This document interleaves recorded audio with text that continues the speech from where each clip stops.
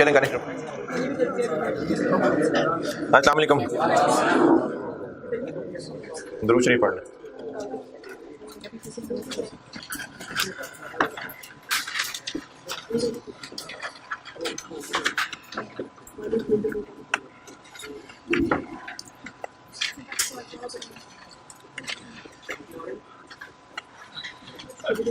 सवाल दिया था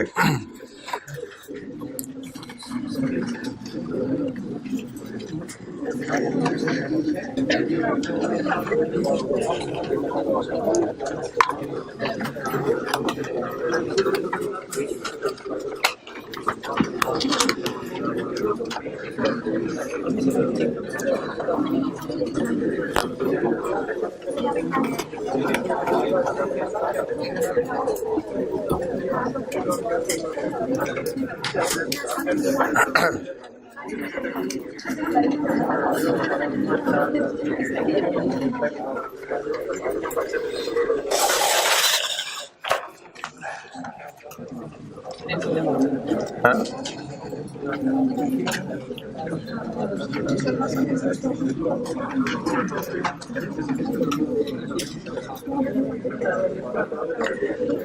ऑटम 21 का क्वेश्चन दिया था और इसमें रिक्वायरमेंट थी एक्सट्रैक्ट्स एसओएफपी के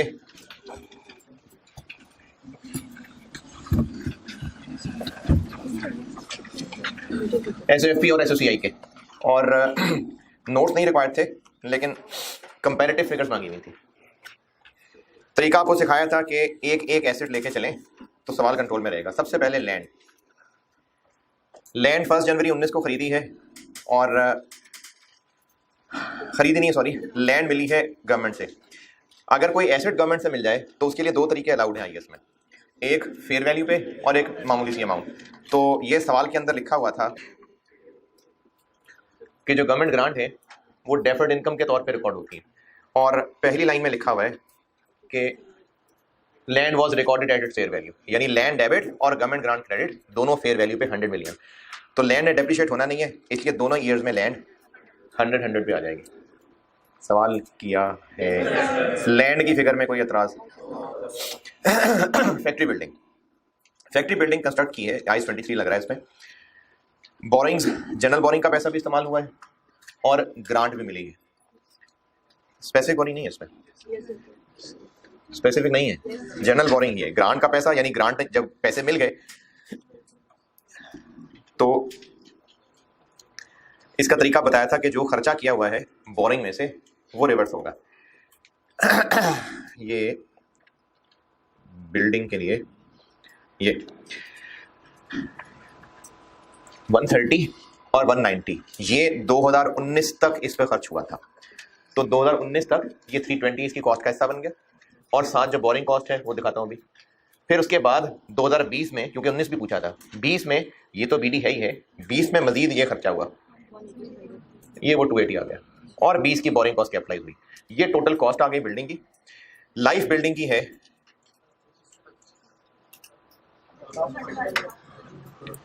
यूजफुल लाइफ ऑफ बिल्डिंग 25 साल। तो बिल्डिंग को 25 साल की लाइफ के हिसाब से 6 महीने डेप्रिशिएट कर दिया, क्योंकि बिल्डिंग कंप्लीट हुई थी 30 जून। तो ये बिल्डिंग की कॉस्ट और उसमें से डेप्रिसिएशन, तो ये कैरिंग अमाउंट 19 में ये थी, 20 में ये थी। तो 19 की बैलेंस शीट में ये 326 आ गई और 20 की बैलेंस शीट में 612 आ गई। बोरिंग कॉस्ट जब खर्चा किया था पहला यानी 130 का, क्या उस वक्त तक ग्रांट मिल चुकी थी? ग्रांट 200 मिलियन की 1 फेब को हाँ मिल चुकी थी, तो हमने ये खर्चा ग्रांट में से ही किया होगा। ग्रांट मिली थी 200 की 1 फेब को। ये इससे पहले जो ग्रांट वाला सवाल था ना, उसमें क्या था कि बोरिंग से खर्च होने के बाद ग्रांट मिली थी, तो उस खर्चे को मैंने कहा था कि आप रिवर्स चल लें, और ये भी बताया था कल परसों कि अगर ज्यादा ग्रांट मिल गई है तो वो अपने पैसों के तौर पे आ जाएगा। तो चूंकि ग्रांट मिल ही पहले गई तो ये अपने पैसों के तौर पे आ गया। अगर पहले बोरिंग का पैसा इस्तेमाल हुआ होता और फिर ग्रांट मिलती तो हम उस खर्चे को रिवर्स करते। अभी बोरिंग का पैसा इस्तेमाल ही नहीं हुआ था, पहले ही ग्रांट मिल गई, तो ये पैसा लेके रख लिया, ये अपने पैसे के तौर पे आ गया। ठीक है, बोरिंग इस्तेमाल हुई होती ना तो खर्चा रिवर्स करते, अभी तो खर्चा हमने किया ही नहीं था, तो सारी ग्रांट हम अपने पैसे के तौर पे ले आए। तो वो जो पहला खर्चा हुआ है 130, ये इसमें से हो गया, 70 रह गया। दूसरा खर्चा हुआ 190, 70 ये इस्तेमाल हुआ, बाकी 120 के लिए फिर जनरल बोरिंग पे जाना पड़ा, ये जनरल बोरिंग पे चले गए, ये 120।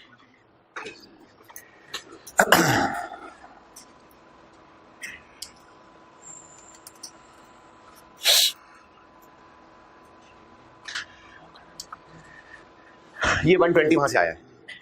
अब हम आए हैं बोरिंग पे।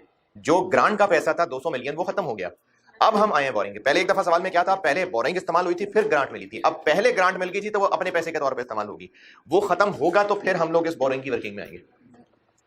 चूंकि सवाल में 2019 और 20 अलग अलग पूछा हुआ है तो हमें 19 को क्लोज करना पड़ेगा। अब जब 19 के लिए कैलकुलेशन करनी पड़ेगी तो 19 के लिए सिर्फ 19 का कैपिटलाइजेशन रेट निकलेगा। 2019 में बैंक बी से लोन लिया ही नहीं था, वो लोन लिया ही जाके 2020 में, तो 19 में था ही एक लोन, तो फिर कैपिटलाइजेशन रेट वही जो उसका अपना रेट था वही कैपिटलाइजेशन रेट है। इसलिए 19 वाले पोर्शन के लिए 12% इस्तेमाल किया। 1 अगस्त से लेके ईयर एंड तक 5 महीने आ गए। ये 2019 में 6 मिलियन कैपिटलाइज हो गया, ये 6 मिलियन आ गया। 2019 6 मिलियन बिल्डिंग की कॉस्ट में बोरिंग कॉस्ट आ गई, और बिल्डिंग चूंकि अभी तक अंडर कंस्ट्रक्शन है, डेप्रिसिएशन नहीं चार्ज हुई, इसलिए ग्रांट इनकम में भी नहीं जाएगी। मिल तो गई है ग्रांट, लेकिन वो इनकम में क्यों नहीं जाएगी? क्योंकि बिल्डिंग से मैच करना होता है, तो बिल्डिंग डेप्रिशिएट होगी तो ग्रांट इनकम में जाएगी। तभी 2019 में कोई ग्रांट इनकम नहीं बनी। मिल गई थी ग्रांट लेकिन मैच बिल्डिंग से करना है, तो जब बिल्डिंग डेप्रिशिएट होगी तो ग्रांट इनकम बननी शुरू होगी, इसलिए कोई ग्रांट इनकम नहीं बनी।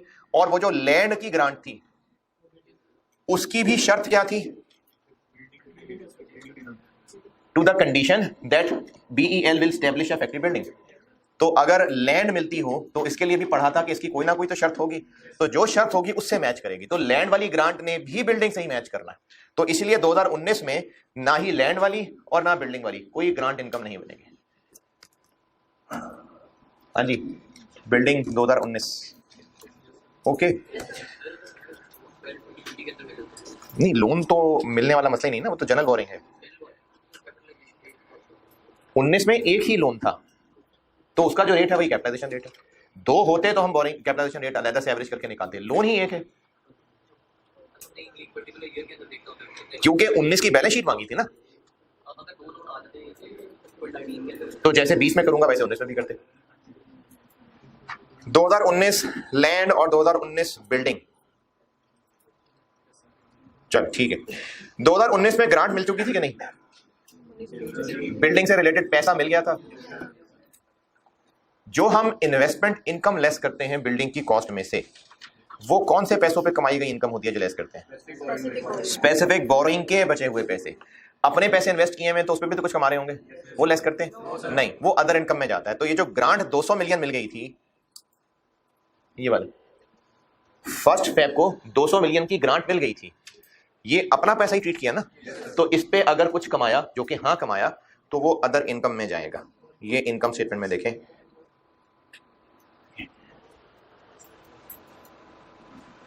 कैसे बना ये ऐसे बना कि 200 मिलियन की ग्रांट मिली थी कब? 1 फेब को। पहला खर्चा कब हुआ? 200 मिलियन 1 फेब को मिला था, पहला खर्चा 1 मार्च को हुआ, यानी कितने महीने?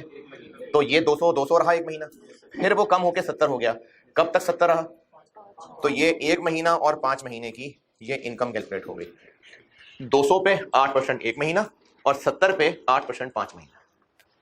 ये चूंकि अपने पैसे हैं तो इन पे कमाई गई इनकम अदर इनकम है, ये अदर इनकम में आ गई इनकम स्टेटमेंट के अंदर।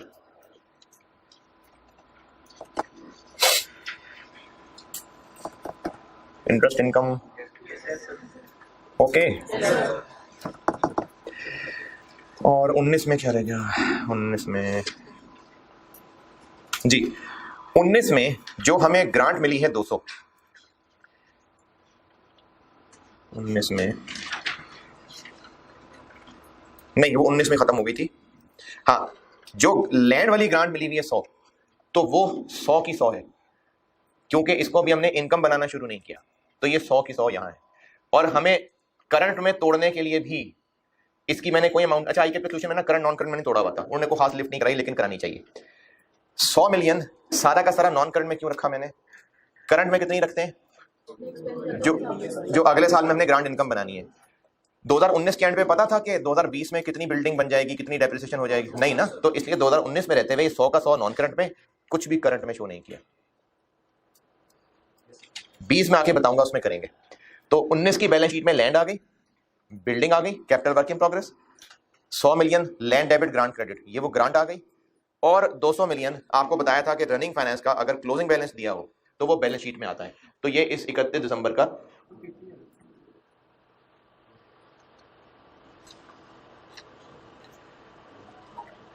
250 आएगा, सॉरी 250, ये 250 आएगा।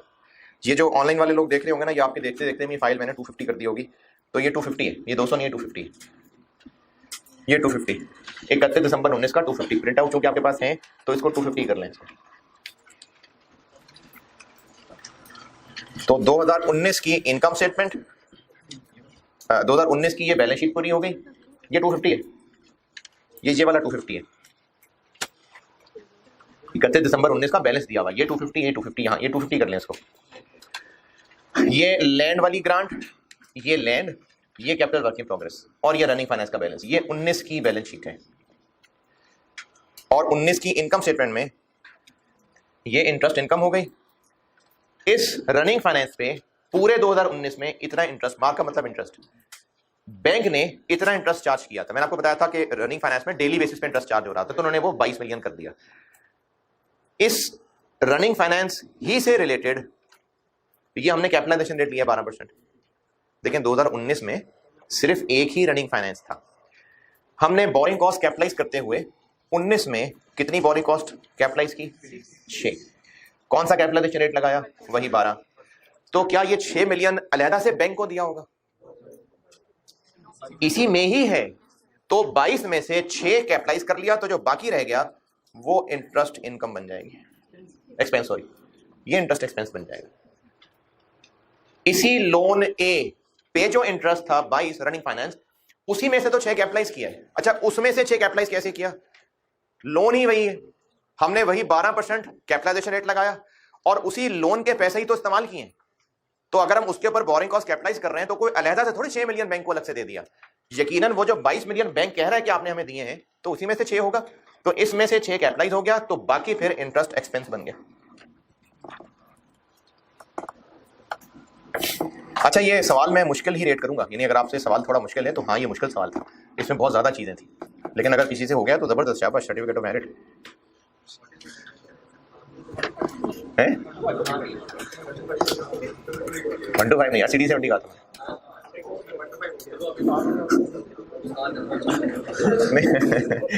हर बंद में मुझे जरूरत ही पड़ी थी कहने की। 2019 की इनकम स्टेटमेंट, 2019 की बैलेंस शीट।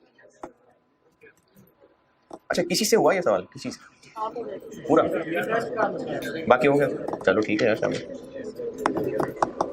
अब बताइए 2019 में मजीद अगर कुछ जरा सी भी चीज पूछनी आता। 2019 2020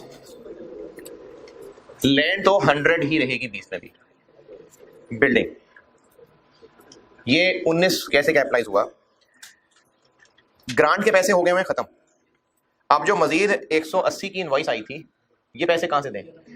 तो ये वो 180 पे कर दिया, अगला साल शुरू किया और इसी दिन 180 पे भी कर दिया। तो जो बैलेंस क्यूमुलेटिव 120 था वो अब 300 हो गया। और जो चौथी पेमेंट है वो 30 जून के बाद चली गई है, चूंकि तो वो हमारी वर्किंग से बाहर निकल गई, क्योंकि कंप्लीशन हो गई है 30 जून तक, तो हमें इस 30 जून पे उसको फुल स्टॉप लगाना पड़ा। अब चूंकि 2020 की कैलकुलेशन कर रहा हूं और 2020 में 2 रनिंग फाइनेंसेस अवेलेबल है, तो कैपिटलाइजेशन रेट निकलेगा और उसका तरीका होता है कि दोनों की इंटरेस्ट कॉस्ट डिवाइडेड बाय दोनों की लोन अमाउंट। तो वो उसने ऑलरेडी कैलकुलेट करके दी हुई है, 21 और 36 ये ऐड हो जाएगा डिवाइडेड बाय ये नहीं, ये कैपिटलाइजेशन रेट हम किस पे निकालते हैं? Average balance.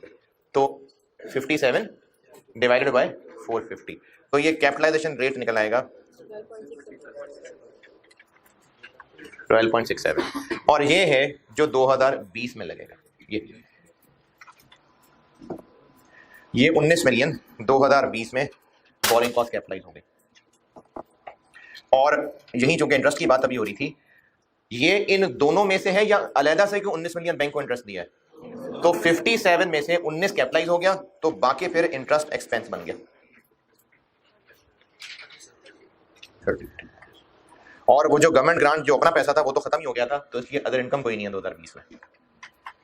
और बिल्डिंग भी कंप्लीट हो गई, तो बिल्डिंग की डेप्रिसिएशन भी होगी, और चूंकि बिल्डिंग कंप्लीट हो गई तो बिल्डिंग वाली ग्रांट भी और लैंड वाली ग्रांट भी, ये दोनों अब 6-6 महीने की डेप्रिसिएशन चार्ज हो जाएंगे। क्यों 6-6 महीने? क्योंकि मैच डेप्रिसिएशन से करना है जी।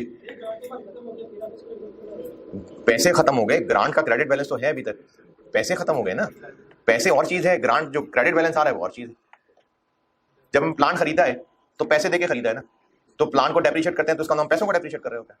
नहीं, तो ग्रांट मिली थी, पैसे पैसे खत्म हो गए, गवर्नमेंट ग्रांट तो है ना हमारा क्रेडिट बैलेंस, तो उसको हम तोड़ तोड़ के इनकम बनाएंगे। तो लैंड वाली भी और बिल्डिंग वाली भी 25 क्योंकि बिल्डिंग से मैच करना है, और 6 महीने क्योंकि बिल्डिंग से मैच करना है। तो जैसे बिल्डिंग डेप्रिशिएट होगी वैसे ये दोनों इनकम में आ जाएंगे।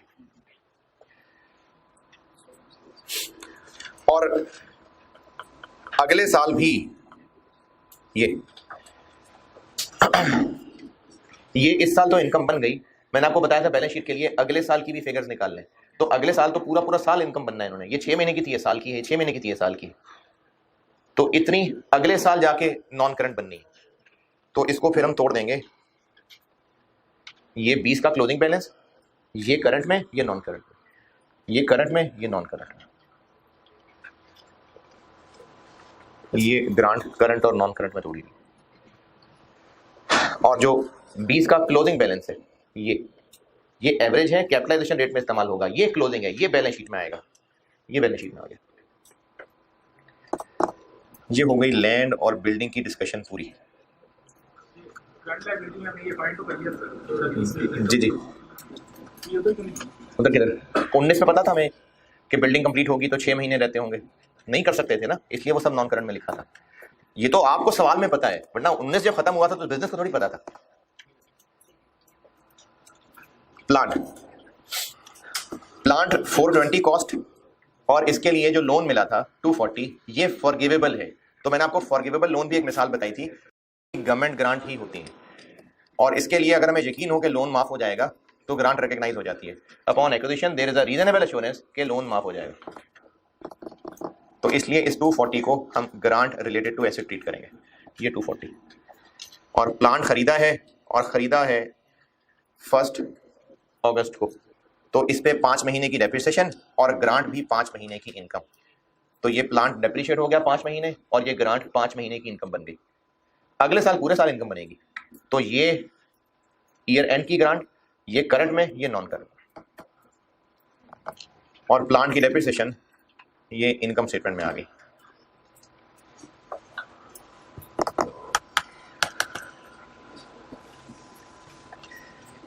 अच्छा, ये मैंने कल आपको होमवर्क दिया था, जिन्होंने वाकई एफर्ट की थी ना, ये मैंने इसीलिए दिया था।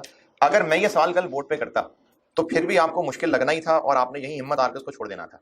लेकिन जिसने अगर खुद ट्राई किया, वाकई खुद ट्राई की है, तो एक तो खुद ट्राई करके सोल्यूशन फंसे, देखा, उसमें कुछ सीखा, और अब मैंने डिस्कस किया है, तो अब ज्यादा फायदा हुआ होगा बनस्पत उसके कि कल मैं बोर्ड पे कर देता, तो वो तो मैंने किया होता।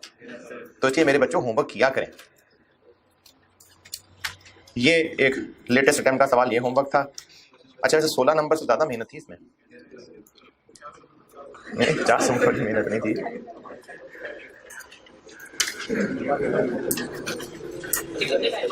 है कितना टाइम में हो जाना चाहिए?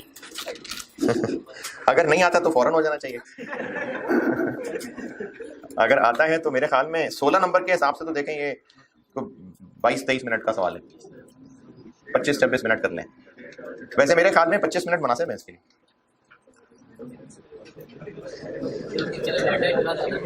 मैं इत्तेफाक करता हूँ आपकी बात से, हाँ ऐसा ही है।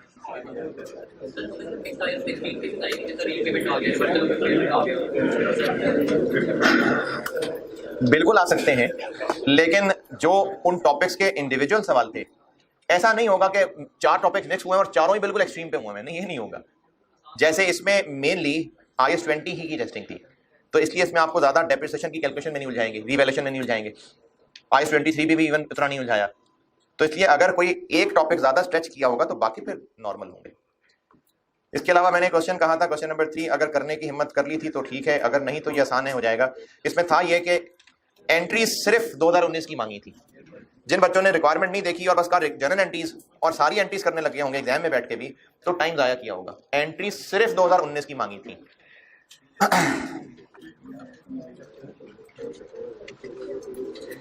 ये जो सारी इतनी कहानी लिखी हुई है, ये कहानी ज्यादा है, वरना अगर हौसले से पढ़ेंगे तो इतनी लंबी बातें नहीं है। 1 जुलाई 14 को ग्रांट मिली थी 280, आगे उसकी कंडीशंस वगैरह बताई हुई है। प्लांट 630 का था। जब ग्रांट मिली थी तो गवर्नमेंट ने शर्त लगाई थी कि अगर 5 साल तक ये कंडीशंस पूरी नहीं हुई तो हम पैसे वापस ले लेंगे। उस वक्त हमें लगता था कि हम कंडीशंस पूरी कर लेंगे, तो ग्रांट को एसेट में से लेस कर दिया था। ये कहां लिखा है एसेट में से लेस कर दिया था? ये सवाल आपको बताएगा। ग्रांट के 2 तरीके हैं ना, या एसेट से लेस होती है या डेफर्ड इनकम बनती है। तो सवाल वाला बताएगा, जितने भी सवाल किए सब में बताया होता है। तो IPL deducted government grant in arriving at the carrying amount of asset, यानी ये वो वाला मेथड चल रहा था। 2019 में ग्रांट वापस करनी पड़ गई, तो ग्रांट रिलेटेड टू एसेट हो, एसेट में से लेस हुई हो, तो ग्रांट की वापसी की एंट्री होती है ये प्लान डेबिट कैश क्रेडिट। और जितनी डेप्शन कम चार्ज हुई थी वो सारी फौरन की फौरन चार्ज कर लें, और इनफैक्ट वो इस रीपेमेंट वाली अमाउंट के ऊपर ही होती है। तो ये 280 के ऊपर पूरी की पूरी 4 साल की इकट्ठी डेप्शन चार्ज कर ली, और इस साल की डेप्शन सही वाली चार्ज कर दी। और ये एंट्रीज करने के बाद अगर आप इन तीनों एंट्रीज का नेट देखें तो एसेट की बुक वैल्यू पता चलेगी, जो कि है ये। और आगे इसमें IAS 36 टेस्ट हुआ था कि आपको रिकवरेबल अमाउंट निकालनी पड़नी थी। कैश फ्लोज दिए हुए, डिस्काउंट रेट दिया हुआ है, यहां से वैल्यू इन यूज निकलेगी, और fair value less cost to sell में से जो हायर है ये रिकवरेबल अमाउंट है। तो 18 मिलियन की इंपेयरमेंट की एंट्री हो जाएगी। तो ये 8 नंबर मुनासिब थे, बल्कि अच्छे आसानी से मिलने वाले 8 नंबर थे। बस इसमें हौसला सिर्फ स्टूडेंट का ये चाहिए था कि इतना सारा लिखा अंग्रेजी देख के ना चक्कर आने लग जाते हैं। बहुत सारी अंग्रेजी एक साथ आ जाए ना, बीच में टेबल शेबल ना हो, तो दिल घबराना शुरू हो जाता है कि इतनी सारी अंग्रेजी आ गई है। तो ये इसमें घबराहट जरूर थी, अदरवाइज 4 एंट्रीज थी सिर्फ।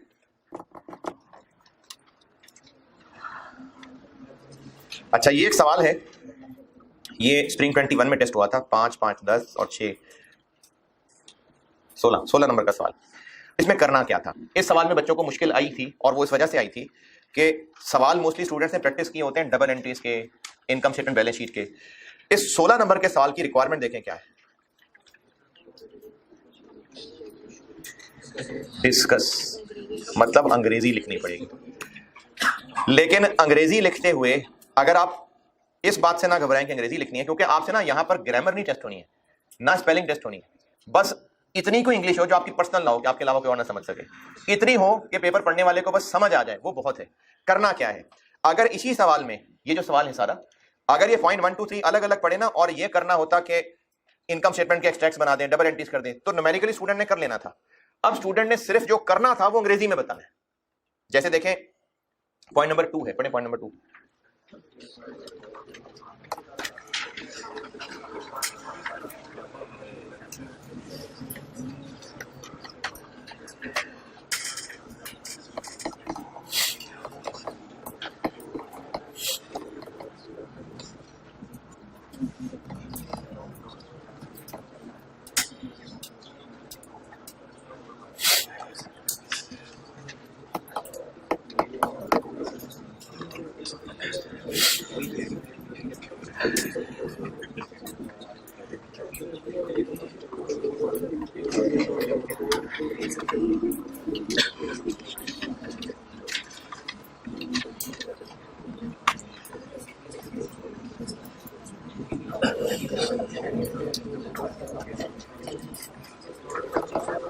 हाँ जी,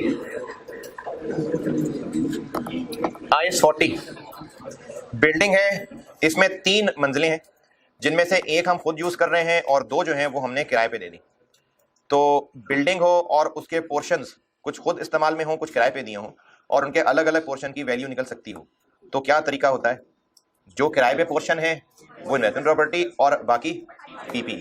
और ये लास्ट लाइन में लिखा हुआ है कि कंपनी की पॉलिसी है कि जहां जहां जिसकी फेयर वैल्यू निकलती है फेयर वैल्यू पे रखते हैं। यानी PPE हो तो रिवैल्यूएशन मॉडल लगाया करते हैं, और इन्वेस्टमेंट प्रॉपर्टी हो तो फेयर वैल्यू मॉडल लगाया करते हैं। ये इस सेंटेंस का मतलब है। The accounting policy of CL is to carry land and building at fair value wherever permitted by IFRS। यानी अगर ये लैंड और बिल्डिंग पीपी में आनी है तो सेंटेंस का क्या मतलब है? रिवैल्यूएशन मॉडल, और अगर IAS 40 में आनी है तो फेयर वैल्यू मॉडल। ये इस लाइन का मतलब है। तो पॉइंट नंबर 2 का जवाब ये है कि ये जो बिल्डिंग है ये एक फ्लोर ओनर के यूज में है, बाकी 2 फ्लोर किराए पे हैं, तो चूंकि पोर्शंस हैं तो इनकी फेयर वैल्यू निकल सकती है। अगर तो जो पोर्शंस किराए पे हैं वो इन्वेस्टमेंट प्रॉपर्टी, और जो वही जो कॉन्सेप्ट है वो इंग्लिश में लिखना है, ये डिस्कस हो गया। यही लिखा भाई, मैंने आई के वाले कॉपी किया, वही 4 लाइनें। और जो डेप्रिसिएशन चार्ज कर चुका हूं 2 पोर्शंस की, वो नहीं होनी चाहिए क्योंकि फेयर वैल्यू मॉडल है। तो अगर तो आपसे कुछ कैलकुलेशंस करने को कहा है तो जो करनी है वो अंग्रेजी में बतानी है। यानी हम अंग्रेजी में बता, अगर जैसे इसमें वैल्यूज होती, वैसे तो वैल्यूज नहीं है, अगर वैल्यूज होती तो हम फिर इसमें ये बताते कि इसको फेयर वैल्यू पे अपडेट करेंगे, इतने रुपए फेयर वैल्यू गेन आएगा, वो fair value gain income statement में जाएगा, फिर हम अमाउंट भी अंग्रेजी में बता रहे होते। इसमें चूंकि वैल्यूज ही नहीं है तो बस सिर्फ कॉन्सेप्ट बताना है इसको। तो डिस्कस करने वाले सवाल में लिखनी अंग्रेजी होती है, लेकिन इसमें आपने इस बात की टेंशन नहीं लेनी कि ग्रामर ठीक है कि नहीं ठीक है, फंक्शनल इंग्लिश का पेपर थोड़ी दे रहे हैं। बस टूटी फूटी अंग्रेजी में अपनी बात पहुंचा दी तो जो कॉन्सेप्ट आपका है वो पहुंचाना है, बस ये इन डिस्कशन वाले सवालों को करने का तरीका होता है। बाकी इसमें मेरे ख्याल में सारी कर लिया डिस्कस हमने।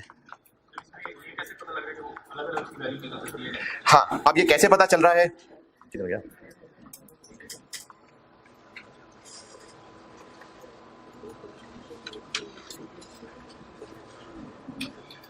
तो इसमें ना फिर हमें इफ कह के आंसर करना चाहिए। हमें इफ कह के करना चाहिए कि अगर फेयर वैल्यू अलग निकल सकती है और इनको अलग अलग बेचा जा सकता है तो फिर ये अकाउंटिंग होनी चाहिए। तो फिर अगर कह के कहना चाहिए।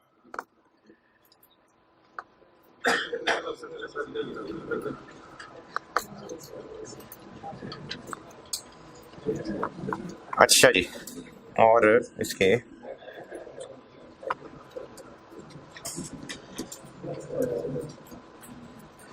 अच्छा मैंने इसके एमसीक्यूज नहीं काटे हैं।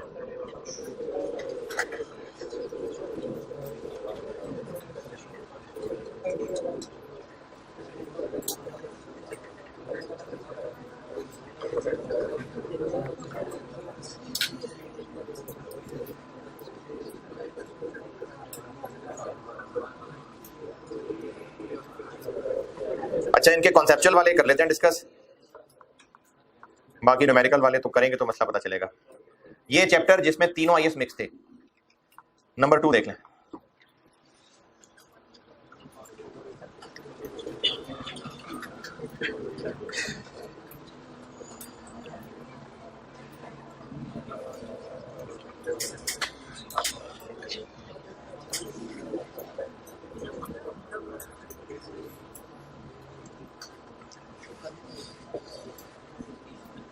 हाँ जी, ग्रांट रिलेटिंग टू एसेट के लिए कौन सा मेथड एक्सेप्टेबल है? कौन सा मेथड एक्सेप्टेबल है? तो दोनों एक्सेप्टेबल हैं। डेफर्ड इनकम भी बनाई जा सकती है और एसेट में से लेस भी किया जा सकता है, तो 1 और 3।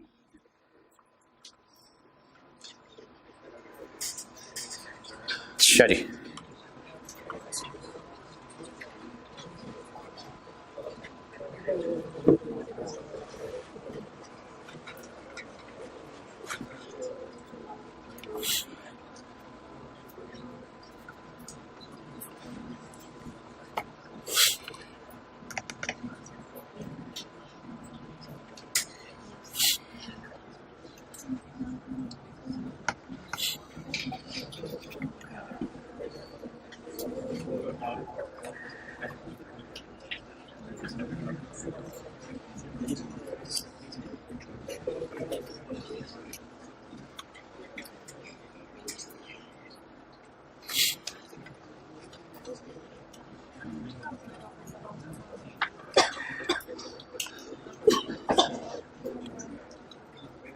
कौन सा सवाल था ये?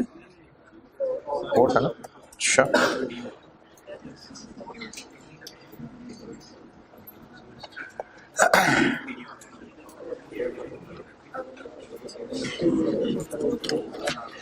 चलिए, ये जो डी है इसका मतलब आपको अभी नहीं समझ आएगा। हमने IAS 8 पढ़ना है, अभी कोई 2-3 चैप्टर्स के बाद पढ़ाऊंगा IAS 8। उसमें चीज होती है प्रायर पीरियड एडजस्टमेंट। तो ये प्रायर पीरियड एडजस्टमेंट नहीं होती। ये जो ग्रांट है ये एस्टीमेट चेंज होता है, प्रायर पीरियड एडजस्टमेंट नहीं होती, तो ये तो नहीं है। सी, मार्केटिंग एडवाइस गवर्नमेंट ग्रांट की डेफिनेशन में नहीं आती, बिल्कुल सही है। ये तो एक ये ट्रांसफर ऑफ सोर्सेज तो नहीं है, तो हाँ ये सही है। फ्री एडवाइस, मैंने जब गवर्नमेंट ग्रांट शुरू किया था ना तो मिसालों में मुझे याद पड़ता है मैंने फ्री एडवाइस भी कहा था, तो ये ट्रांसफर ऑफ रिसोर्सेज नहीं है, ये अदर असिस्टेंस है, तो ये ठीक है बिल्कुल। अब ए और बी लग तो दोनों ही रहे हैं, लग तो दोनों ठीक रहे हैं, लेकिन पहला इसलिए नहीं है क्योंकि मस्ट भी नहीं, दो ऑप्शन है, तो मस्ट बी वाली बात की वजह से ए गलत हो गया। बी क्यों ठीक है? क्योंकि चाहे एसेट की कॉस्ट में से लेस हुआ हो, चाहे अलहदा से ग्रांट गवर्नमेंट ग्रांट बनाई हो, इन एनी केस उसका इफेक्ट तो पीएनएल में ही आ रहा होता है ना over the life of asset, तो हाँ इसलिए बी ठीक है। टू, हाँ टू है ना, सी तो है ना, सी तो है, विच टू ऑफ द फॉलोइंग कहा था, तो सी तो ठीक है, लेकिन ए और बी में से बी ठीक है क्योंकि ए मस्ट भी कह दिया उसने। तो ये एमसीक्यूज में ना ये पहले भी इस तरह के सवाल आए थे कि मस्ट बी, मे बी, इन चीजों का एहतियात करना है। क्वेश्चन नंबर 5,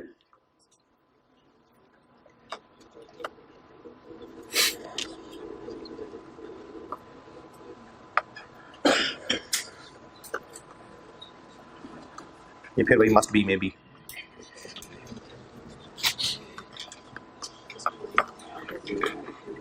ए और डी में क्या फर्क है, पहले और चौथे में?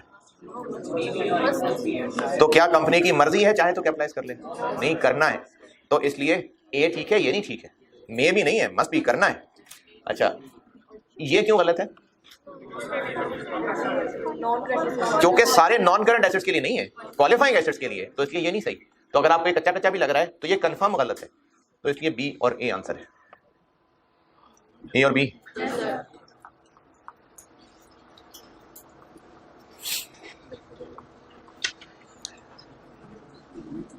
फोर्टीन,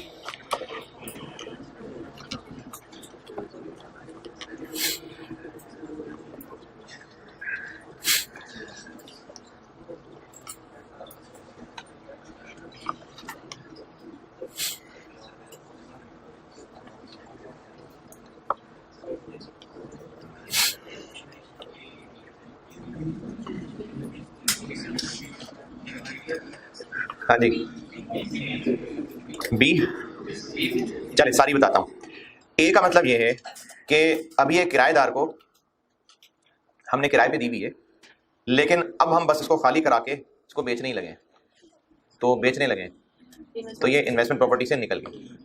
बी, लैंड हमने खरीदी थी इन्वेस्टमेंट पोटेंशियल, इन्वेस्टमेंट पोटेंशियल का मतलब है कैपिटल एप्रिसिएशन, तो हाँ बिल्कुल ये होती है इन्वेस्टमेंट प्रॉपर्टी। अच्छा बाकी क्यों नहीं है? A new building, new office building used as entity's head office, purchased specifically in order to exploit its capital gains potential। बेशक इसको कैपिटल गेन के लिए रखा हुआ है, लेकिन हेड ऑफिस है। देखें किसी अच्छे एरिया में ऑफिस है तो कीमत तो बढ़नी बढ़नी है, लेकिन वो है ही हेड ऑफिस की बिल्डिंग, तो फिर ये पीपीई है। और चौथी ऑप्शन, ये भी ऑफिस के यूज में ही है, हम अपने एम्प्लॉइज की ट्रेनिंग के लिए बिल्डिंग रखी हुई है, तो है तो ऑफिस यूज के लिए, तो ये चौथा भी पीपीई है, तो ये बी है इसका आंसर। अच्छा नहीं कहानी सुना दी, पता नहीं है अभी नहीं। हाँ जी सही है, सही है, सही।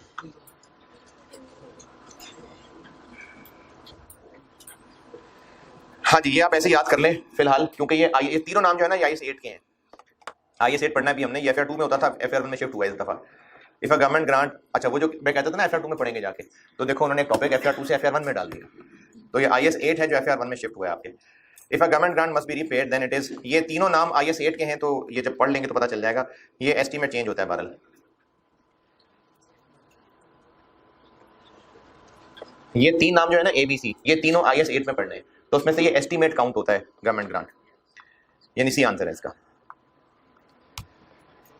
22,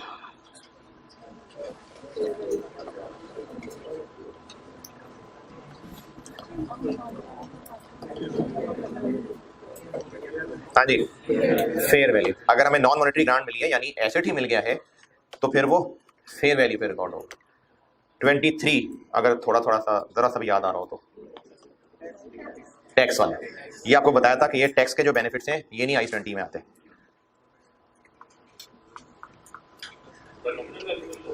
ऑप्शंस नहीं है ना, ऑप्शन इसलिए नहीं रखी क्योंकि इसने फेयर वैल्यू पूछना था। 23 मैंने आपको बताया था ये स्कोप में नहीं आता टैक्स के benefits. Number 24, which of the following is not a correct treatment?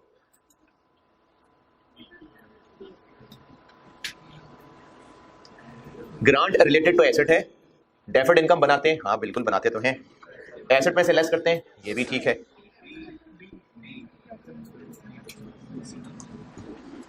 हाँ जी बी, क्योंकि जिस साल में मिला उसी साल में इनकम बना लेंगे, नहीं ये गलत है, तो बी आंसर है। ग्रांट रिलेटेड टू इनकम, हाँ जी ये भी सही है। ग्रांट रिलेटेड टू इनकम, इनमें से क्या है जो नहीं करना? ये ना दोनों काम ठीक होते हैं, ये दोनों काम ठीक होते हैं। जो ग्रांट रिलेटेड टू इनकम है, क्या सीखा हुआ इसके लिए? जैसे मिसाल के तौर पे गवर्नमेंट ने कहा था कि आपने ना अपने एम्प्लॉइज को मेडिकल फैसिलिटीज देनी है, तो उसके लिए एक सवाल भी किया था कि अंदाजन खर्चा था, उनसे मैच किया था, खर्चा एक्सपेंस बनता जा रहा था, ग्रांट इनकम बनती जा रही थी। दोनों काम ठीक हैं कि खर्चे को एक्सपेंस बनाते जाएं और ग्रांट को इनकम बनाते जाएं, ये भी ठीक होता है, और ग्रांट को खर्चे में से नेट करते जाएं, ये भी ठीक होता है। ये दोनों काम ठीक होते हैं। अगर हमने अपने एम्प्लॉइज को मेडिकल फैसिलिटीज देनी है तो उसके लिए ग्रांट मिली है, तो ग्रांट रिलेटेड टू एसेट है कि ग्रांट रिलेटेड टू इनकम है? इनकम है। दोनों बातें ठीक हैं, एक्सपेंस पूरा बनाए इनकम पूरी बनाए, या दोनों को नेट कर दे, ये दोनों बातें सही हैं। तो ये दोनों तो सही हैं, लेकिन क्योंकि ग्रांट रिलेटेड टू इनकम है तो क्या एसेट में से लेस करना है? नहीं, तो नॉट अ करेक्ट ट्रीटमेंट ये है, ये करेक्ट ट्रीटमेंट नहीं है।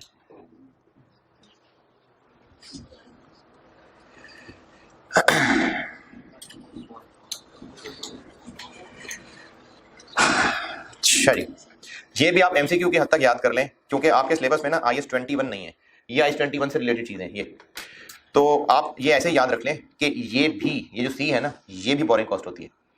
ये जो सी लाइन लिखी हुई है ना कि फॉरेन करेंसी बोरिंग्स हैं, उनके ऊपर अगर कोई एक्सचेंज गेन लॉस है, ये IS-21 है। किधर गया? हाँ भाई IS-21 है, IS-21 क्या था उसमें? है फॉरेन करेंसी वाला, तो ये IS-21 है, FR2 में पढ़ेंगे। आप इस लाइन को याद कर लें, ये भी बोरिंग कॉस्ट होती है। तो इनमें से क्या है जो बोरिंग कॉस्ट नहीं है?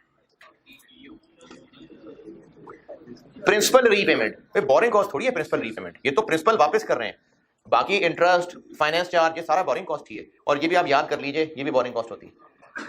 आपको टेस्ट नहीं होगा, यानी इसकी कैलकुलेशन ही टेस्ट होगी, क्योंकि फॉरेन करेंसी आपके सिलेबस में नहीं है, लेकिन आप ये अंग्रेजी याद रख लें, ये भी बोरिंग कॉस्ट ही होती है। अच्छा, अगर एग्जाम में है और आपको नहीं पता चल रहा कि सी क्या है, तो चलो पता है कि डी नहीं है बोरिंग कॉस्ट, तो डी आंसर है इसका।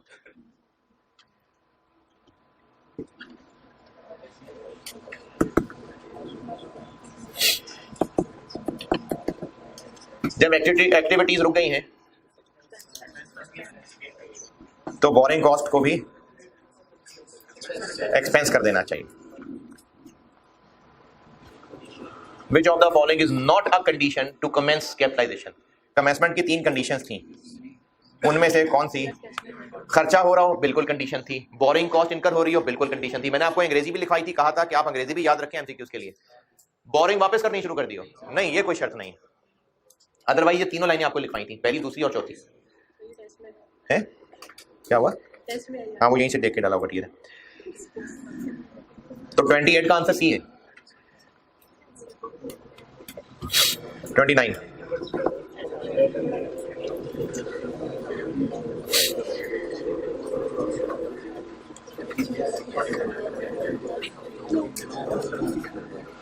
अच्छा, वैसे इसका आंसर सी सही होना चाहिए वैसे क्योंकि स्टूडेंट सही कह रहा है, मतलब अगर स्टूडेंट सी ऑप्शन लगाता है तो सही होना चाहिए।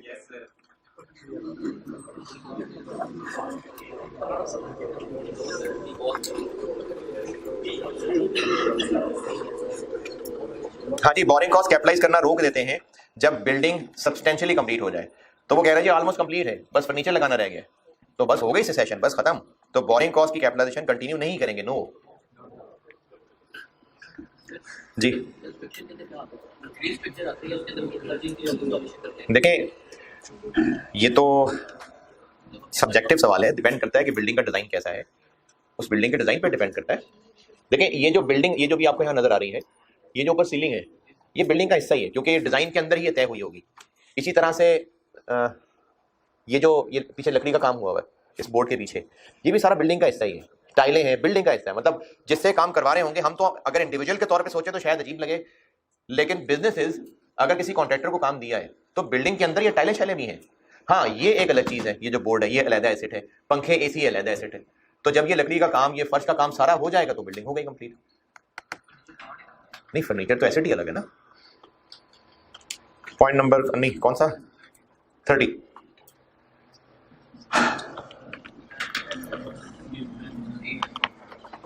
मास प्रोड्यूस्ड इन्वेंट्री, ये आपको बताया था कि लार्ज क्वांटिटीज में इन्वेंट्री बन रही हो तो वो नहीं आती IS 23 में। या IS 23 के शुरू के लेक्चर्स में देखिएगा। IS 31, IS 40 where should a gain or loss on disposal be recognised? P&L 32।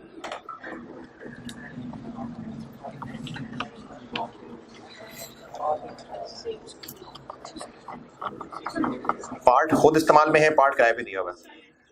अब ये कहा नहीं है कि सेपरेटली हो सकते हैं कि नहीं, तो हो ही सकते होंगे तभी वो ऑप्शन पूछ रहा है, तो इसलिए सी।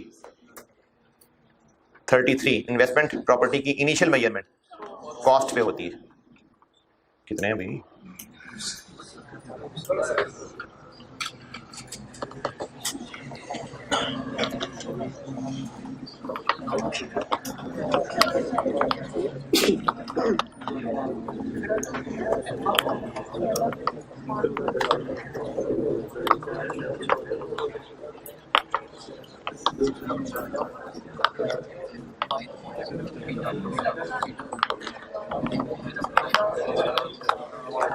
यही लग रहा है इसका आंसर।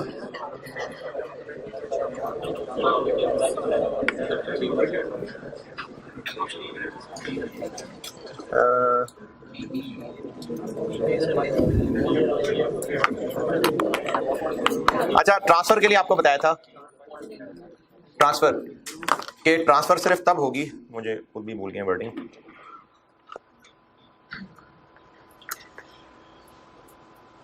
नहीं बल्कि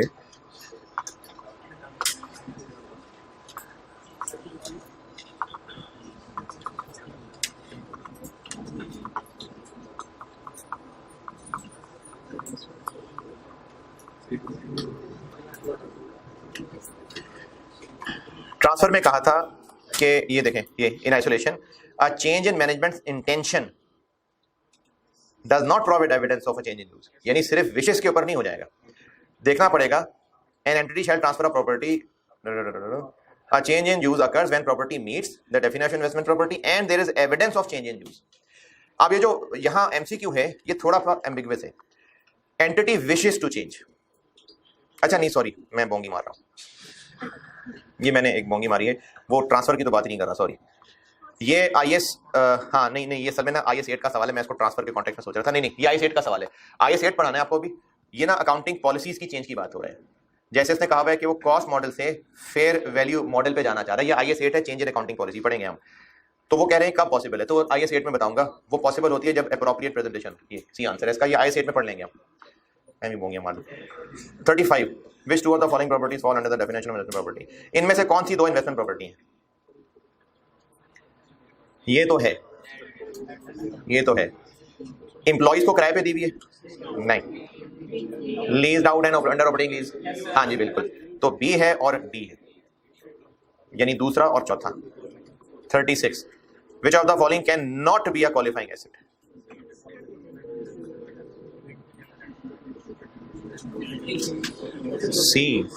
सी में लिखा हुआ है कि खरीदते साथ ही वर्किंग कंडीशन में, हाँ तो ये नहीं है क्वालिफाइंग एसेट, तो सी आंसर है इसका। नहीं इन्वेंट्री है ना, इन्वेंट्री होती है क्वालिफाइंग एसेट, पहले लेक्चर में लिखी हुई इन्वेंट्री भी लिखी हुई है। सी का मतलब है कि वो एसेट्स जो खरीदते ही वर्किंग कंडीशन में है, तो वो नहीं होते क्वालिफाइंग एसेट। क्वालिफाइंग एसेट वो होते हैं जिनको टाइम लगता है। ये वही है, सेम है। अच्छा ये ना फिर हुआ ये होगा कि ये अब तो यकीनन पास्ट पेपर की गिनती शुरू हो गई है, ये फिर इन्होंने आई के क्वेश्चन बैंक से देख के पूछा होगा, ये पास्ट पेपर का होगा यकीनन, तो ये वही सेम वाला सवाल है। 39 बोरिंग कॉस्ट की कैपिटलाइजेशन कब सस्पेंड हो जानी चाहिए? Suspend not cessation. Point A का मतलब सिसेशन है। बी और सी में से कौन था? सी, क्योंकि अगर रोकना जरूरी था तो फिर वो चलता रहेगा काम। बी का मतलब है during a temporary delay which is a necessary part of the process of getting an acid ready for it. जैसे मैंने मिसाल दी थी, ग्लैंडर डाल दिया, सूखने के लिए टाइम दिया है, तो वो नॉर्मल है, वो चलता रहेगा। सी है इसका answer. During extended periods in which active development is interrupted, C answer है इसका। 40 IS 40 के मुताबिक इनमें से कौन से डिस्क्लोजर्स कॉस्ट मॉडल में नहीं चाहिए होते? तो इसमें फेयर वैल्यू है गालिबन जो नहीं चाहिए होती, not required to be made, 40 का आंसर मेरा ख्याल है कि डी रेजिडुअल वैल्यू।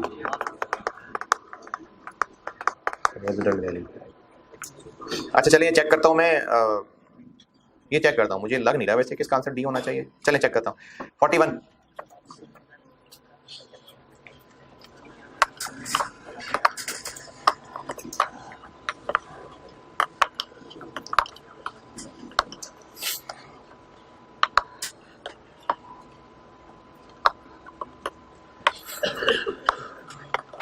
करेक्ट है। पूछा कि इनमें से कौन सा करेक्ट है। ए करेक्ट है, क्योंकि जनरल बोरिंग हो तो हम लोग कैपिटलाइजेशन रेट निकालते हैं जो कि सबका एक वेटेड एवरेज होता है। तो हाँ ए आंसर है। बाकी क्यों गलत है? बाकियों में वो बाकी कंडीशंस को लिफ्ट नहीं करा रहा। 3 कंडीशंस होती हैं, लोन लिया जा चुका हो, खर्चा हो चुका हो, काम शुरू हो चुका हो। तो बी सी डी में उसने क्या किया कि बाकियों को लिफ्ट नहीं कराई। बी में कहा है जैसे ही खर्चा हो कैपिटलाइज करना शुरू कर दे। नहीं, देखना पड़ेगा बोरिंग हुई भी है कि नहीं। सी जब तक एसेट यूज ना करना शुरू करें तब तक कैपिटलाइज करते रहे, नहीं जब एसेट कंप्लीट होता है तो रोक देते हैं। तो इसलिए सी भी गलत है। डी जैसे ही लोन लें कैपिटलाइज करना शुरू कर दें, नहीं देखना पड़ेगा काम शुरू हुआ है कि नहीं हुआ। चलें जी, इनके एमसीक्यूज भी हो गए और अब आ जाएं जो कल बात रोकी थी यहां पर। अच्छा हाँ, एक बात और, वही बच्चे ने ग्रुप में पूछी थी तो मैंने कहा मैं सबको बता देता हूं। लाइट अच्छा, एक बच्चे ने सवाल पूछा था, उसका जवाब लॉजिकली तो नहीं है, बस आप समझ लें कि बस नॉर्म्स हैं। सवाल ये पूछा था कि जब I-23 की बात कर रहा हूं, जब लोन वापस कर रहे थे लोन, तो मैंने उसकी पेमेंट, अगर स्पेसिफिक लोन का बचा हुआ पैसा मौजूद है तो उस वर्किंग 1 से माइनस करवाई थी, और अगर वहां से पैसा खत्म हो चुका हुआ है, लोन वापस कर रहे हैं, तो कहा था जनरल बोरिंग में से कर लें। ये तो चलो ठीक है, लेकिन आम हालात में इंटरेस्ट भी तो बैंक को दे ही रहे होंगे। अगर हम बैंक को हर 6 महीने बाद इंटरेस्ट दे रहे हैं, लोन वापस नहीं कर रहे, बस वैसे इंटरेस्ट दे रहे हैं, तो क्या सिर्फ उस इंटरेस्ट को पे करने की वर्किंग 1 में पेमेंट दिखाएं? सवाल दोबारा, स्पेसिफिक बोरिंग है, लोन वापस नहीं कर रहे, बस वैसे ही 6-6 महीने बाद बैंक को इंटरेस्ट दे रहे हैं, लोन नहीं वापस किया, तो उस इंटरेस्ट के पे करने को स्पेसिफिक लोन में इन्वेस्टमेंट इनकम की वर्किंग में एज अ पेमेंट लेस करें? क्यों नहीं? कैश फ्लो, इंटरेस्ट दे रहे हैं हम।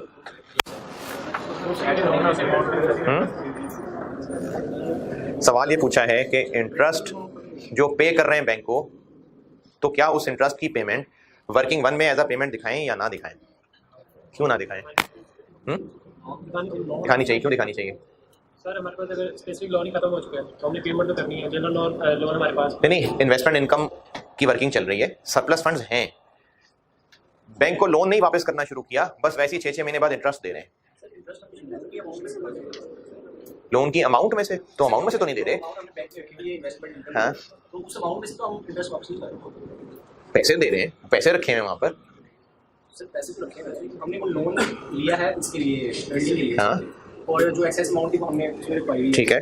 और हम जो इंटरेस्ट दे रहे हैं बैंक को 6 मंथली या हाँ, तो वो हम उस पैसे में से तो नहीं दे रहे हैं। क्यों नहीं दे रहे? सर क्योंकि वो अमाउंट ही उसके लिए एसेट के लिए, तो बोरिंग कॉस्ट एसेट भी कैपिटलाइज की हुई है, इंटरेस्ट एसेट की कॉस्ट में शामिल किया हुआ है, तो पे कर रहे हैं तो दे दे वहां से। हैं? क्या वो इंटरेस्ट कैपिटलाइज नहीं किया होगा एसेट की कॉस्ट में? किया हुआ है, तो जब दे रहे तो दे दे वहां से। तो इसका जवाब सिर्फ ये है कि नहीं करना। जो I-23 है ना, उसमें इतनी कॉम्प्लिकेशंस नहीं है। कॉम्प्लिकेशंस होती हैं कि कंपनी की मर्जी जितनी मर्जी वो कॉम्प्लिकेटेड कैलकुलेशंस करना चाहे, एग्जामिनर की मर्जी जितनी मर्जी कॉम्प्लिकेटेड कैलकुलेशंस करना चाहे। तो आई कैप की प्रैक्टिस में ये नहीं है कि अगर सिर्फ इंटरेस्ट दे रहे हो तो आप उसको इन्वेस्टमेंट इनकम में से पे ऑफ करें, ये उसकी प्रैक्टिस में नहीं है। और उसकी मसलियत ये समझ आती है कि वो जो इन्वेस्टमेंट इनकम से पैसे आ रहे हैं वो भी तो पैसे ही आ रहे हैं ना, तो उसको हमने ऐसा पैसा तो कहीं इस्तेमाल नहीं किया। हमें वो पैसे आ रहे हैं, सप्लायर कॉन्ट्रैक्टर को पैसे उनमें से भी तो दे सकते हैं। इन्वेस्टमेंट इनकम से हम पैसे ले रहे हैं, तो क्या उससे हम पैसे कॉन्ट्रैक्टर को नहीं दे सकते? तो वो तो कभी दिए ही नहीं। तो सिर्फ कैलकुलेशंस में आसानी के लिए ऐसा किया जाता है कि जो इंटरेस्ट पे किया जा रहा है बैंक को और जो हम इन्वेस्टमेंट इनकम कमा रहे हैं उनके पैसे को हम नहीं पे ऑफ शो कर रहे होते, उस पैसे के पे करने को हम सरप्लस फंड में से नहीं दे रहे होते। जिनको सवाल भी समझ नहीं आया, बॉदर ही नहीं किया, जवाब भी समझ नहीं आया, दफा करें, मैंने कुछ नहीं कहा। कल मैंने बोनस शेयर्स बताए थे और आखिर में एक बात की थी कि अगर बोनस शेयर्स आपको कैलकुलेट करने पड़ जाएं तो सवाल लिखें, सवाल लिखिए। शेयर कैपिटल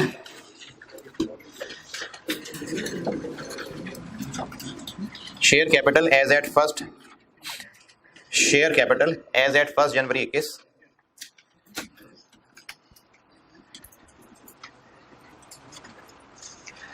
4 मिलियन रुपीस, ये अमाउंट बताइए मैंने।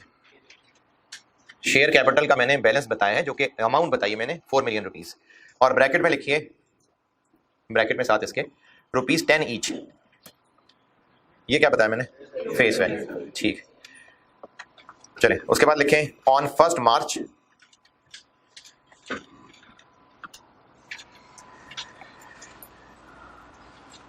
2021 company made a bonus issue of 10%. Bonus issue of 10%.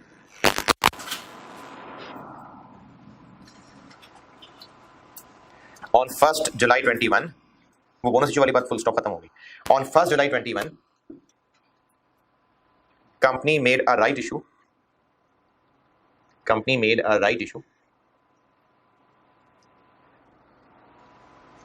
of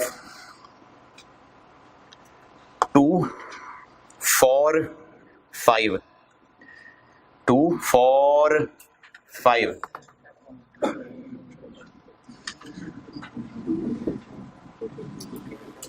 on 1st October 2021 company made a bonus issue of 144 ए के बदले 4। आप ये बता दीजिए कि साल के एंड पे अब टोटल इशूड शेयर कैपिटल कितना है? साल क्लोजिंग कैपिटल बता दें कितना है? 31 दिसंबर 21 पे बता दीजिए कैपिटल कितना है?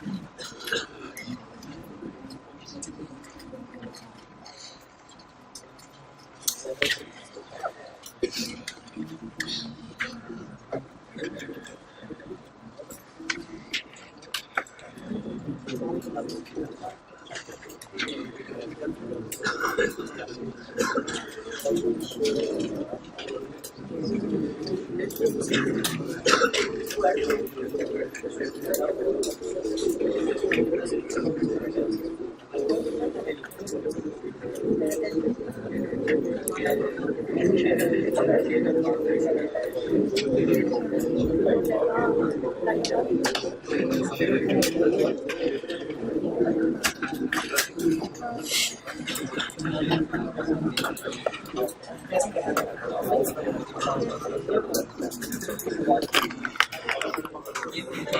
जी, साल के शुरू में कितना शेयर थे? 4 लाख। फिर फर्स्ट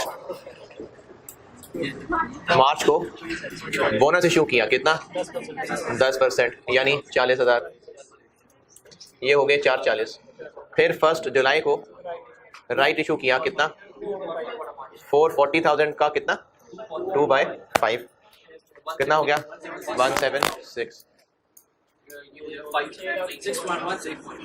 616,000।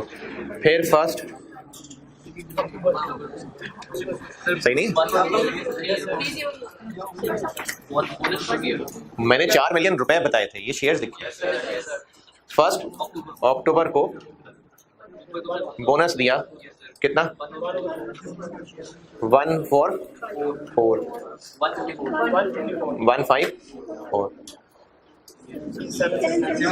770।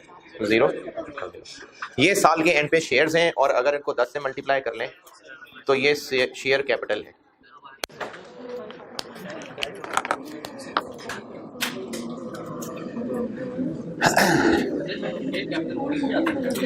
देखिए, शेयर कैपिटल जो है ना, ये जो शेयर्स हैं ये भी शेयर कैपिटल है, और जब इनकी अमाउंट लिखें तो भी शेयर कैपिटल है। तो इसलिए देखना पड़ेगा कि सवाल में कहा था। तो मैंने सवाल में आपको शेयर कैपिटल 4 मिलियन रुपए कहा था।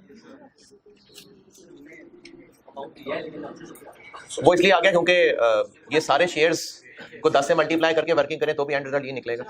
लेकिन आपको मैं नंबर ऑफ शेयर्स पे इसलिए चाह रहा हूं कि आप करें, क्योंकि जो आगे मैंने टॉपिक ईपीएस पढ़ाना है ना, वहां पर हमें नंबर ऑफ शेयर्स ही निकालने होंगे। अभी फिलहाल आपका आंसर सही है, ठीक है, सोसी की हद तक ये भी ठीक है, लेकिन मैं नंबर ऑफ शेयर्स भी चाहता हूं कि आपको निकालने आए, क्योंकि आइस 33 में चाहिए होंगे वो।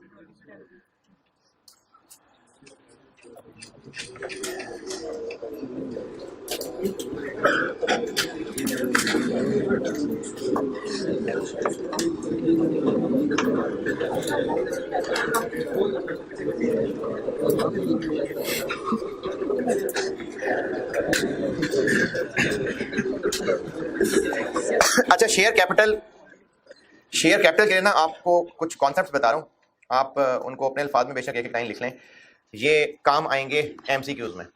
आपने अगर लॉ पढ़ा हुआ है तो शायद आपको बात पता हो, अगर नहीं पढ़ा हुआ तो चले अब बता देता हूं। टाइप्स ऑफ शेयर कैपिटल है, ये आपसे एमसीक्यूज में पूछा जा सकता है। एक लाइन बताता जाऊंगा, ये कॉन्सेप्चुअली नाम से ही समझ आ जाएगा, लेकिन फिर भी आप अपने अल्फाज में इसके लिए कुछ ना कुछ शान में लिख लीजिएगा। जब कंपनी बनती है ना, रजिस्टर होती है एसईसीपी के पास, तो वो कंपनी उनको बताती है कि हम कितने शेयर इशू करेंगे कभी मैक्सिमम, उस लिमिट के साथ वो रजिस्टर होते हैं। फिर जब उनको अप्रूवल मिल जाती है, ठीक है आप कंपनी बना लें, तो वो जो लिमिट जिससे वो रजिस्टर हुए होते हैं कि हम इतना जब भी कभी चाहेंगे इस हद तक शेयर कैपिटल इशू कर सकते हैं, उसको कहते हैं ऑथराइज्ड शेयर कैपिटल। जैसे मिसाल के तौर पे कॉलेज वाले, मुझे नहीं पता ऐसा होता है कि नहीं होता, मिसाल दे रहा हूं आपको पता कि कॉलेज वाले आईकैप से हम रजिस्टर करवाएं एक राइट के तौर पे, और आईकैप को हो सकता है कोई ऐसी बात बतानी होती हो कि हम कितने स्टूडेंट्स का एडमिशन करना चाहते हैं, यानी कितने स्टूडेंट्स की फैसिलिटी बनाएंगे। तो हो सकता है राइज वाले रजिस्टर होते हुए आईकैप को कहें कि जी हम 5000 स्टूडेंट्स तक एडमिशन के लिए रजिस्टर हो रहे हैं आपसे। तो आईकैप उसको जब ओके कर देगा तो ये 5000 की इजाजत लेके रजिस्टर हुए, जरूरी है कि 5000 स्टूडेंट्स भी एडमिशन कर लेंगे? नहीं। तो ये कागजी कार्रवाई है कि कंपनी को बताना पड़ता है कि वो किस हद तक शेयर कैपिटल इशू करेंगे। इसको ऑथराइज्ड शेयर कैपिटल कहते हैं, ऑथराइज्ड शेयर कैपिटल। ये वो मैक्सिमम अमाउंट है जो रजिस्टर करवाते हुए कंपनी ने कहा था कि हम बस इतने तक कैपिटल इशू करेंगे, इससे ज्यादा नहीं। ये वो मैक्सिमम अमाउंट ऑफ कैपिटल है जो कंपनी ने रजिस्टर करवाते वक्त वादा किया था अथॉरिटी से कि बस हम इतने कैपिटल इशू करेंगे, इससे ज्यादा नहीं।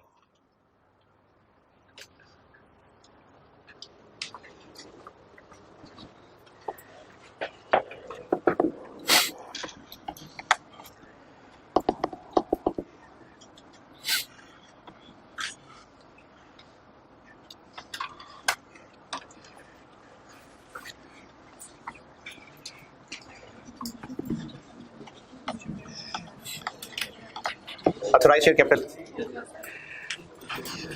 अच्छा, अब उसके बाद ये होता है कि कंपनी ना ऐलान करती है कि हम शेयर इशू करना चाहते हैं, तो आप में से जो लोग कंपनी के शेयर्स खरीदना चाहते हैं वो एप्लीकेशंस भेजें।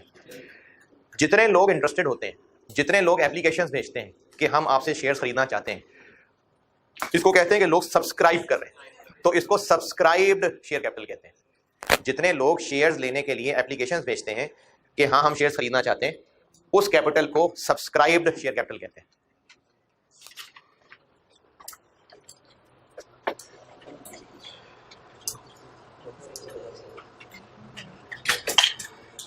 कंपनी जब शेयर इशू करना चाहती है, एडवर्टाइज करती है, तो लोग एप्लीकेशंस लिखे कंपनी को बताते हैं कि हम इतने शेयर खरीदना चाहते हैं।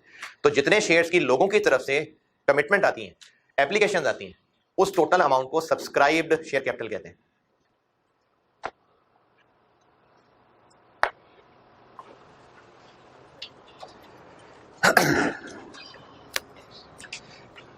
जितनी टोटल अमाउंट की लोग एप्लीकेशंस देते हैं कि वो शेयर्स लेना चाहते हैं, उस टोटल अमाउंट को सब्सक्राइब्ड शेयर कैपिटल कहते हैं।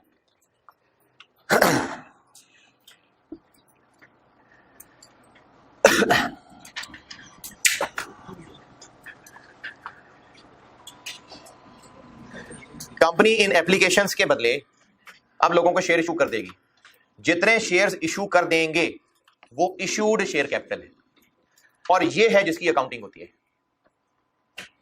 एप्लीकेशंस के नतीजे में कंपनी ने जितने शेयर्स एक्चुअली इशू कर दिए उनको इशूड शेयर कैपिटल कहते हैं।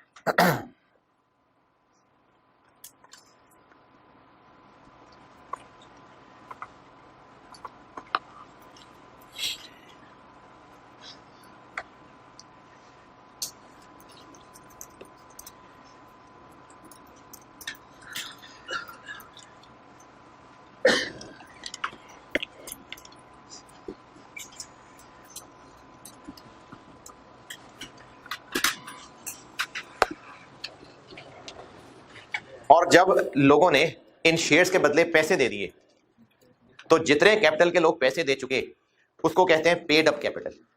पेड अप, जितनी अमाउंट इन शेयर्स के बदले लोग पैसे दे देते हैं तो वो पेड अप कैपिटल होता है। अच्छा, मुझे याद पड़ता है कि पाकिस्तान में ना बाय लॉ जब तक पैसे लोग ना दें उनको शेयर नहीं इशू करने पहले पैसे दो फिर शेयर लेना। तो इसलिए पाकिस्तान में इशूड, सब्सक्राइब्ड और पेड अप ये बराबर ही होते हैं। तो ये चार नाम हैं, ये आपसे एमसीक्यूज में पूछे जा सकते हैं।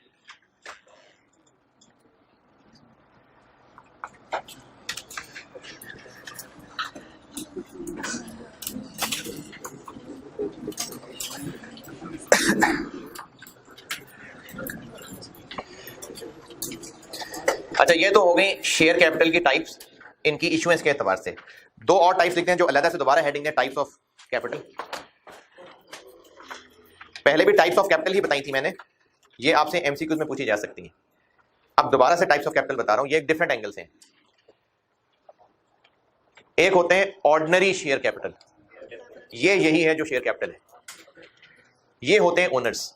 ऑर्डिनरी शेयर कैपिटल या ऑर्डिनरी शेयर्स, ये हैं जो ओनर्स होते हैं, यानी जो ओनर्स ने पैसा लगाया ना, ये वो है ऑर्डिनरी शेयर कैपिटल। जो ओनर्स ने पैसा इन्वेस्ट किया है वो ऑर्डिनरी शेयर कैपिटल है।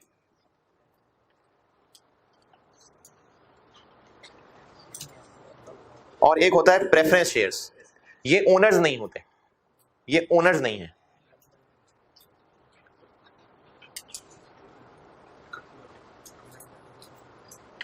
इन्होंने पैसा इन्वेस्ट किया होता है एज अ लेंडर, ओनर नहीं होते। ये डिवेंचर्स टाइप कह सकते हैं, लेकिन ये एक अलग लीगल चीज है preference shares.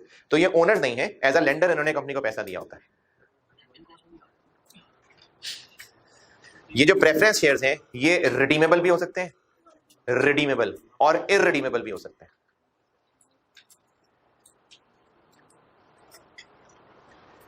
Preference shares redeemable भी हो सकते हैं और इररिडीमेबल भी हो सकते हैं। ओनर्स नहीं होते ये लोग, ओनर्स ऑर्डिनरी शेयर होल्डर्स होते हैं। बाकी इन प्रेफरेंस शेयर्स पे मजीद बात होगी इंशाल्लाह आईएस 33 में। चले बस, ठीक है।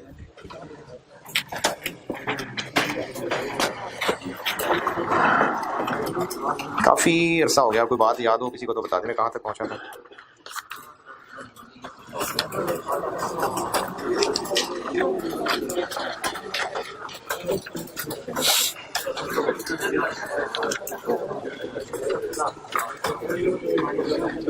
बुजुर्गों की कोई बात की थी मैंने? नहीं, चले फिर ये सुन लें।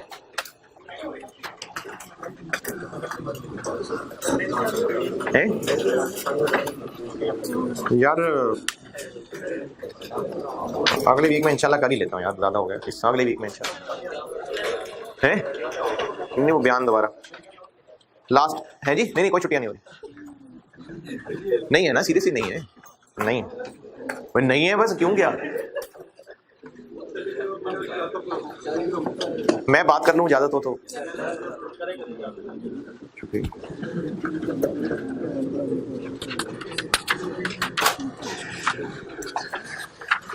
खाना इंसान खाता है, एक तो खाना मजेदार हो, मजे के लिए, दूसरा भूख मिटाने के लिए। खाने की क्वांटिटी से भूख मिटेगी नहीं मिटेगी ये गारंटीड नहीं होता। खाना खाने से जो उसके असरात, यानी उस खाने ने देखे अंदर जाके एनर्जी बनानी है ना, तो उससे एनर्जी बनेगी नहीं बनेगी कोई गारंटीड नहीं है। ज़्यादा एनर्जी बनेगी, कम एनर्जी बनेगी, और ये तो बात सिर्फ फिजिक्स की हो गई एनर्जी की। उस खाने के इंसान के मिजाज पे अच्छे असरात पड़ेंगे, बुरे असरात पड़ेंगे। जैसे जो खाना है, चाहे वो हलाल है चाहे हराम, फिजिकली तो वो वही जानवर है। अब अगर वो हराम है तो उसके असरात डिफरेंट होंगे, हलाल है तो असरात डिफरेंट होंगे। यानी बात फिजिक्स से कुछ डिफरेंट है, बायोलॉजी से कुछ डिफरेंट है। तो इसी तरह से जो हम खाते हैं पीते हैं, उसके जो असरात हैं ये बहुत पॉजिटिव हों और उनका मकसद आसानी से पूरा हो जाए, ये बरकत की तरह, बरकत की एक मिसाल समझ सकते हैं हम। जैसे अगर एक बर्तन में 4 लोग खाना खा रहे हैं, बज़ाहिर ये लग रहा है कि शायद ये खाना थोड़ा होगा, लेकिन उस थोड़े खाने से भी सबका पेट भर जाए, ये बरकत पड़ गई। इसी तरह उस खाने से फ़ायदा ज़्यादा हो जाए, ये बरकत हो गई। इसी तरह से अगर अब्बा जी ने कमाई करके घर चलाने के लिए खर्चा घर में दिया, अब वो बज़ाहिर लग रहा है कि शायद पैसे पूरे नहीं होंगे, लेकिन अगर उन पैसों में से काम पूरा चल गया तो पैसों में बरकत आ गई। आप लोगों ना जब जवान होते हैं ना, तो आपको चाहिए होती है आज़ादी, आप आज़ाद होना चाहते हैं। आपको लगता है कि बचपन से अब तक रिस्ट्रिक्शंस में थे, तो कई बच्चों को अपने घर के बड़े बुरे लगने शुरू हो जाते हैं। माँ बाप का टोकना तंग करता है, आप कहते हैं क्या बार बार क्यों टोकते रहते हैं, क्यों रोकते रहते हैं। कुछ लोग ज़्यादा वोकल भी हो जाते हैं, यानी बोलना भी शुरू कर देते हैं। ऐसे भी घरों को जानता हूँ जहाँ पर वालिदैन के साथ बच्चों ने हाथापाई भी की है। तो बच्चे वालदा के साथ, अब्बा के साथ, डिपेंड करता है कि कैसे ताल्लुकात हैं, कितना कोई उनकी तरफ से अलाउ हो जाता है, ऊंची आवाज में भी बात करेंगे, लड़ाई भी करेंगे। और जवान ये चाहेगा कि मैं बस इनसे दूर रहूं, मैं बस अकेला रहूं ताकि अपनी मर्जी कर सकूं। इब्ने हिबान 559। सैयदना इब्ने अब्बास रज़ियल्लाहु तआला अन्हु से रिवायत है कि नबी अकरम सल्लल्लाहु अलैहि वसल्लम ने फरमाया, बरकत तुम्हारे बुजुर्गों के साथ है, बरकत तुम्हारे बुजुर्गों के साथ है। यानी जिस घर में बुजुर्ग है ना, तो उस घर में बरकतें हैं। हाँ, ये एक अलग बात है कि वो बुजुर्ग ही बहुत पसूड़ियां डालने वाले हों, उधर की उधर लगाई, उधर की उधर लगाई, वो उन बुजुर्ग का जाती मसला है, वो अलग बात है। लेकिन वो बुजुर्ग का घर में होना और उनकी औलाद का उनकी खिदमत में होना, ये बाइस बरकत है। कल मुलाकात।